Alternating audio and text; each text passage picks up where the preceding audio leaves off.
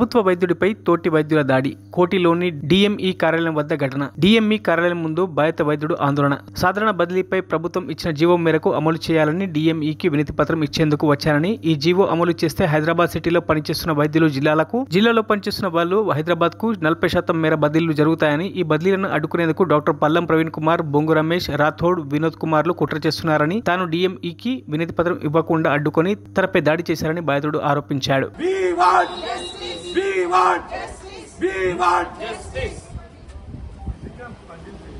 Madam కలుద్దాం అనేసి Chandrasekhar sir నేను కింద కారు ఆపుకొని పైకి వస్తున్నా అక్కడ నుండి ఇద్దరు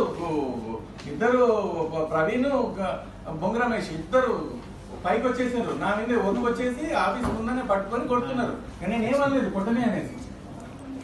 అంత లోపల అందరూ కలిసి ఒక మనిషిని కొడతా ఉన్నారు, ఒక డాక్టర్ని కొడుతున్నారు. ఇంత చదువుకొని ఇంత కొట్టుకోవడానికి ఇలా అనేసి చాలా షాక్ లోకి వెళ్ళిపోయి మేము డాక్టర్ని వాళ్ళని విడదీయడానికి ప్రయత్నం చేస్తా ఉన్నాం. అందరికీ వీడియోలు తీసుకోవాలనే ఆలోచన ఇట్లాంటివి రావండి. మేము అలాంటి వాళ్ళమైతే ముందే వీడియోలు అన్ని అరేంజ్ చేసుకుంటాము. ఆ ఘోరాన్ని చూడలేక డాక్టర్ని పట్టుకుందాము అని వాళ్ళని విడిపించాలని చూస్తున్నాం. కానీ ఇలా కావాలి, సాక్ష్యాలు కావాలి అని అంటే నిలబడి వీడియోలో తీసిండే వాళ్ళు చాలా బాధపడుతున్నాము. మా డాక్టర్ల తరఫున, మా పెరిఫెరల్ డాక్టర్స్ తరఫున రియల్లీ దీన్ని ఖండిస్తున్నాము. దీనికి సార్కు సపోర్ట్ గా మేమందరం హంగర్ స్ట్రైక్ లో పాల్గొంటాము. మరిన్ని అప్డేట్స్ కోసం మా ఛానల్ ని సబ్స్క్రైబ్ చేయండి.